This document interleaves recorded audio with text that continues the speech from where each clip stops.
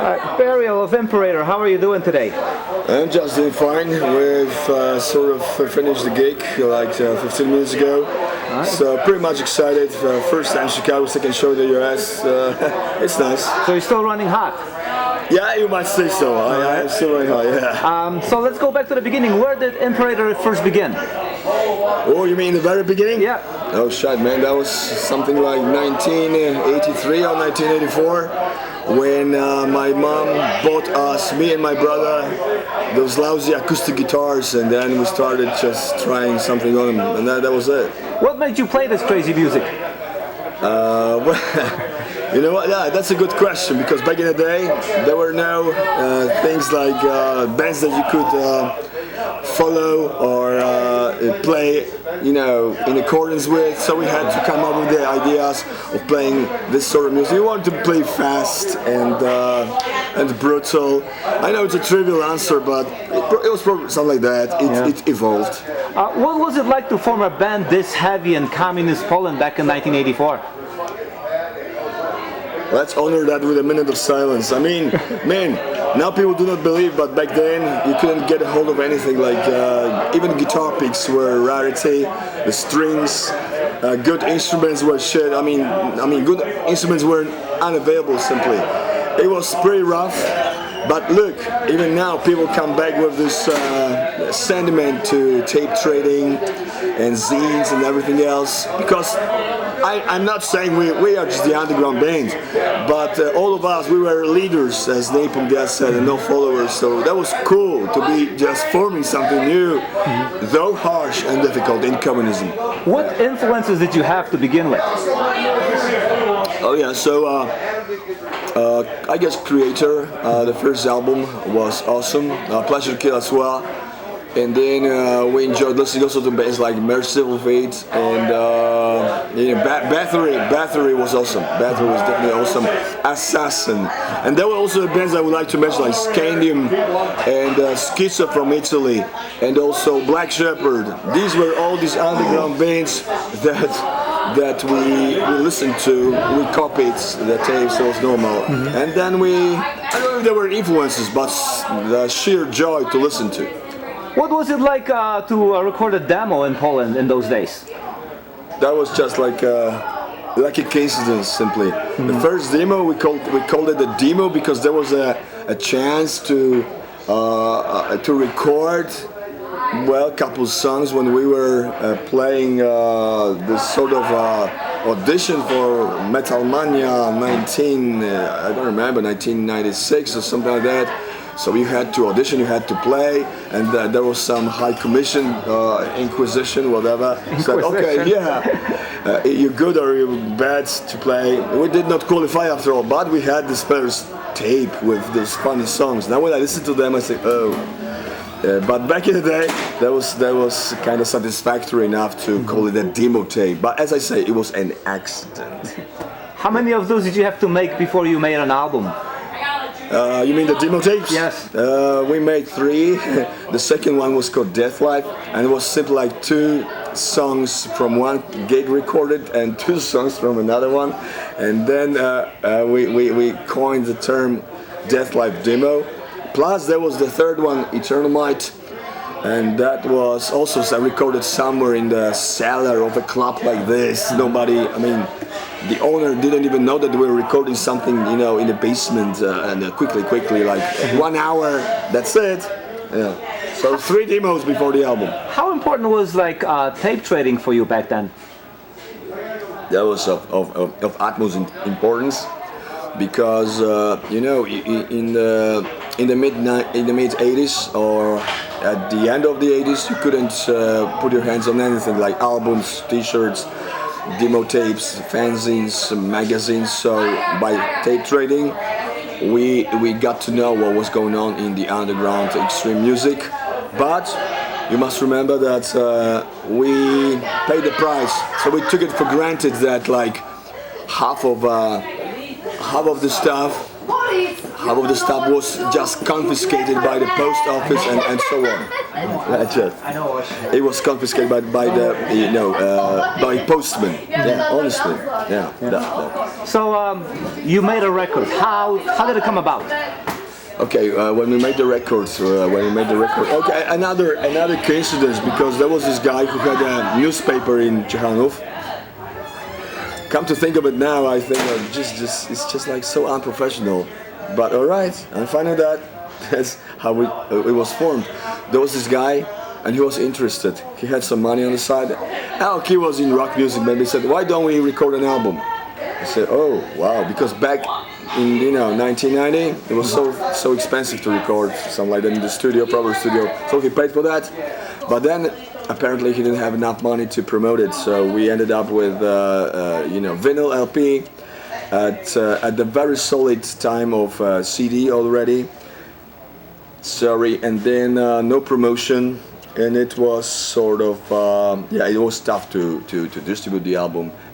Another. Another. I would say it was done by chance, but we had some offers from those main, let's say, distributions and labels in Poland, but they put their hands on anything, so we didn't want to take part in this. There were some Metal Mind Productions and other folks that controlled everything. So we want to be independent, and this way we ended up with recording with this guy. How would you say the album did out of the people who had a chance hearing it? After all, I guess that was pretty successful. Though, as I said, the promotion was limited, and that sucked a lot. But it reached many places, many countries. I still have the letters. Oh, the letters. These were the days of the letters with the postal stamps. So I had the letters. I don't know, from like over 90 countries, and it went well. What was happening after that? So after that, after 1991, okay, we played for another 2 years, and in 1993 we split, and I didn't play the guitar for another 25 years. How come? What were you doing during this time? A lot of different things. Traveled. I worked in the I set up the radio station. There was a problem with the drummer. And it has always been the problem with the drummer in Imperator. I really say hello to all the drummers that we had in the lineup, but I don't think we're very fortunate with this. And mainly because of the fact, now I'm not gonna tell anything wrong about Karol, because he's been dead for a couple of years now. Shit, I don't even believe that I say a couple of years. But we couldn't go on in this lineup anymore, and I sort of suspended when we split. And returned in after 25 years. Okay, so what was there something that led, like a spark that led to a Reformation? First spark was when Meatloaf from Hate Band previously, then Riverside now. So he re-released Eternal Might demo on vinyl, plus some extras, patches and pins and stuff. And then it has to be told, it has to be said, Behemoth, because like Nergal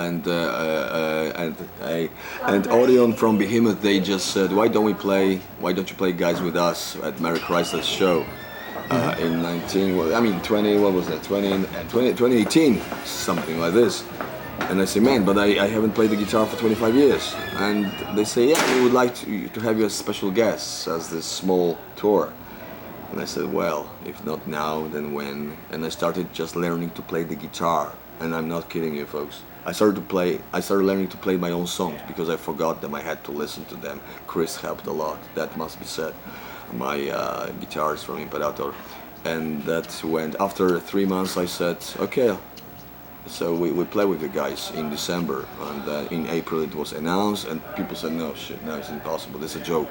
It was the 1st of April, so Prima April is like Fool's Day, April Fool's. And but we succeeded, I guess, in December 2018 with this small tour, and then a couple other gigs came over after that. No? So what are the plans for the future at this point? I would like to stabilize the lineup. First of all, definitely. You know, it's a totally new experience for us to be playing here in the States, and it's just 2 shows. But I already got some infos and some offers to make it bigger next year, and also some voices, some contacts from Europe. They would like to, you know, book us. But we need to think. And but as I say, probably the most logical next step is, you know, the next step is the next album, which we'll try to be working on. So, are there any new songs written? There are like not complete songs, but definitely there are the ideas for songs. There are riffs, and there is even the concept album idea. Of course, I won't be talking about it now, but we'll see. All right, we'll see. Finally, we are here in Chicago in 2022. Something that probably back in 1984 would be impossible to even imagine. You just played a show, great reception. What are your thoughts? You know, there are always the afterthoughts, and I... In fact, you played 2 shows in the United States, Yeah, so we did. feel free to share both of them. Okay, it was amazing. I guess both shows, well, to stay a little humble, I guess, were pretty good. The reception was satisfactory, and that was nice. We are very grateful for what happened, and that we tried our best, and probably we managed to fulfill what we were supposed to. Yeah, we're happy. Yeah, satisfied to some extent. Finally, what kept you going through all these years? What kept me going? You mean with music or well, Music, just with music. Just all being- right, it's you cannot subdue those feelings and dim those feelings in you, because I was very much into this underground scene, really fully, with my heart. So I forgot what homework was when I was in my high school, because I came home and you had a pile of letters to answer. Oh man, you don't forget such things. Even if you take a slumber for 25 years, it's still burning somewhere. It's never gonna be put out. Thank you. Thank you.